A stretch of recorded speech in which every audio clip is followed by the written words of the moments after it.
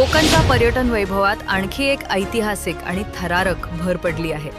मालवण वेंगुर्ला जवळील निवती रॉक समुद्रात देशातील पहिल्या अंडर वॉटर म्युझियम, पाणबुडी संग्रहालय आणि आर्टिफिशियल रीफ कृत्रिम प्रवार बेट प्रकल्पासाठी भारतीय नौदलाची निवृत्त युद्धनौका INS गुलदार यशस्वीरित्या समुद्र तळाशी स्थापित करण्यात आली आहे.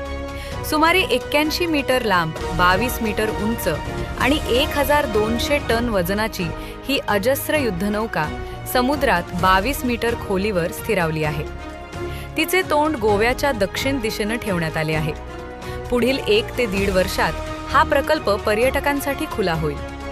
पर्यटकांना प्रस्तावित पाणबुडीद्वारे तसेच स्कूबा डायव्हिंगद्वारे या युद्धनौकेचे दर्शन घेता येईल. तसेच अभ्यासकांना याद्वारे तांत्रिक बाबींचा अभ्यासही करता येणार आहे. पोलंडमध्ये निर्मिती झालेली ही युद्धनौका 1985 मध्ये भारतीय नौदलात दाखल झाली होती.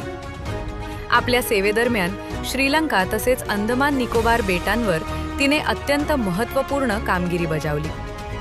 नौदलातून निवृत्त झाल्यानंतरही आता ही युद्धनौका सिंधुदुर्गच्या पर्यटनात मोलाची भूमिका बजावून इतिहास घडवणार आहे.